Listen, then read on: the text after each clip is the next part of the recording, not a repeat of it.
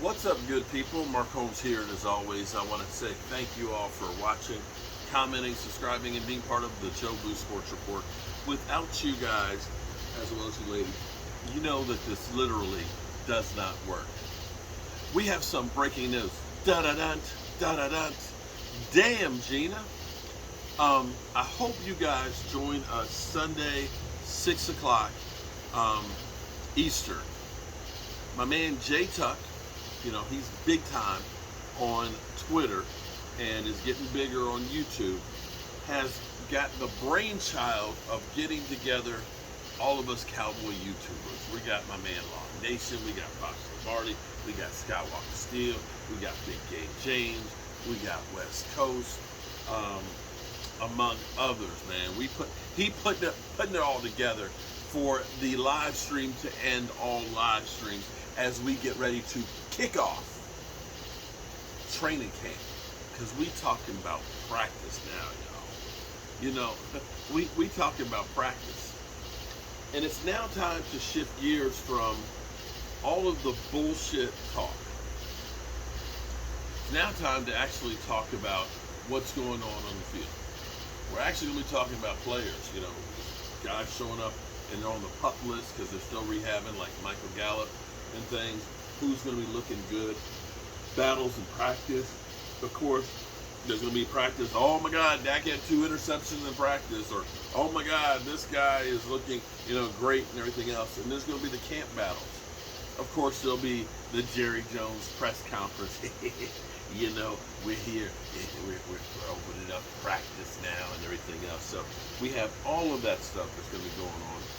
And I am lucky enough and blessed enough that a week from Monday, the 1st of August, I will be flying out to Los Angeles and going to be at 4 of the practices. I can't wait. I honestly and truly cannot wait to get there. Can't wait to be working with my fellow YouTubers, and can't wait to see the Dallas Cowboys on the field. A couple of things that are interesting I came across tonight. I touched on them during my live stream. A few years ago, Dan Orlovsky basically admitted that we often use numbers to prove anything we want. And see, this is one of those things that are, you'll hear them oftentimes with Dak Prescott. Before there was, his winning percentage against playoff quarterbacks. But they don't compare anybody else. And they make you think that he's the only one that, generally speaking, teams that are winning teams because they win. Doesn't mean they lose a lot. That's why they're winning teams. So when you're talking about beating Tom Brady, it doesn't happen too often. For example, when we lost to New England in a rainstorm, and we ended up having, basically the difference in the game was a block punt. Gave them a short field, they ended up scoring. Going to that game, New England was 19-0 at home. It wasn't just that the Cowboys couldn't beat New England there. The last 19 opponents couldn't beat them there. And so they say, oh, well, Dak Prescott, he lost to Tom Brady. Well, shit, everybody lost to Tom Brady there. And we came that close to doing it. But that's just what it is. But I came up to this article that went through, and the article was players that will disappoint this year. And originally I read the article and I stopped on it. I said, I want to save this for the show. I stopped at Cleveland for Amari Cooper. And they were talking about Amari Cooper because they were saying that Amari Cooper probably won't be a Pro Bowl wide receiver this year. And they didn't mention because Deshaun Watson might not be playing the whole season. And you can look at that and say that he may have some ass quarterbacks that are playing for him. Although Jacoby Brissett has played pretty good before at times. But generally speaking, it might not be that good. They pointed out that with Lamar being in Dallas, of course, you had other good receivers around him. Now being in Cleveland, there's not a lot of great receivers. That will take some of the attention away, so more than likely he'll be getting double teamed. And also, I'll put in there too, that Cleveland is more of a running team. Nick Chubb, that guy, that they like to ground and pound as opposed to throwing the football. So his numbers may be lessened because of that as well.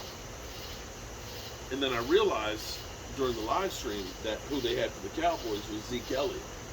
And what they keep pointing out, well, Zeke Elliott, his numbers have been going down every year. He used to average 85 yards a game. This year, it was the lowest it had been. But they don't give you the full picture in this.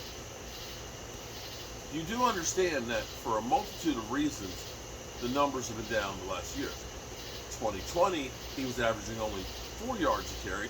This past year, he averaged 4.2, so that was actually an improvement. If you go through the first half of the game, of season, like I pointed out, you take the first 8 games, he was averaging 4.8. 4 of those games was with the torn PCL.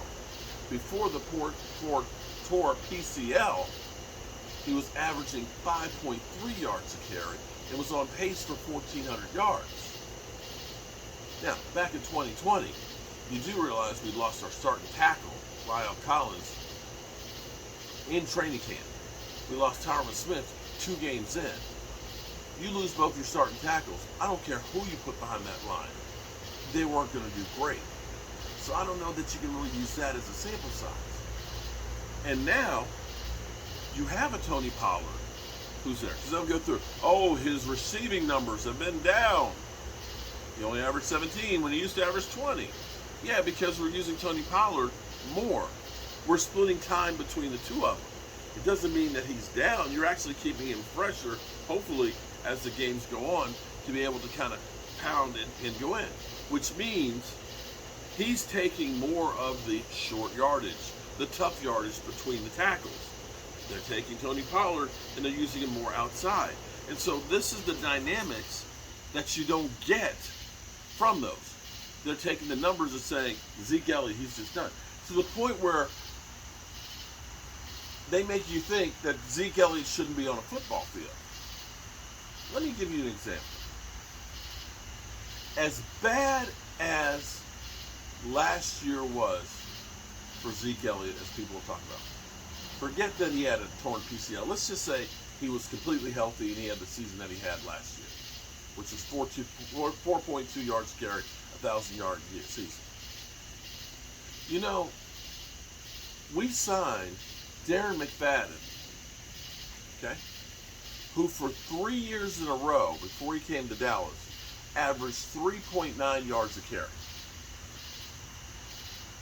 In his time in Dallas, he had one season that was 1,000 yards. That's it. So before you write off Zeke Elliott, take a look at the situation and be actually thankful that we actually have him. So now it's time to shift gears and get rid of all the bullshit. Thank God. Thank God. And I tell you, I'm looking forward to training camp for a multitude of reasons. Through the course of the last 2 years, because of COVID, we went to one game, and that was at FedEx Field, and that by no means is no vacation. Hell, I'm just happy I didn't have to get a tetanus shot leaving that place. We went to Dallas, of course, for Stu, and that was rewarding doing that, but that was no vacation at all. But this will be the first, well, no, I did go out to California a year and a half ago and drove back home with my daughter. She was moving back to the East Coast. I guess that was kind of big. That was nice. That was actually a beautiful thing to spend a week one-on-one with my daughter, going across the country. In fact, that was a vacation. But this will be nice to be able to go to Oxnard, to be there for training camp, to see, because I know Gina Thorne's going to be there. I think Blue Virus said he's going to be there. To be able to actually see people again. And also to go with my wife going with us too. that I can spend some time with her and we can just kind of enjoy and relax and deal with football and get this thing kicked off right. So I am looking forward to it. I am so thankful, and I appreciate each and every one of you guys. Football season is upon us. Thank you. I made it to another one. We're going to end the show like we always do. Make sure you tell the ones you love them. Because you might not get the chance again. And I love you guys. God willing, I'll see you in the morning.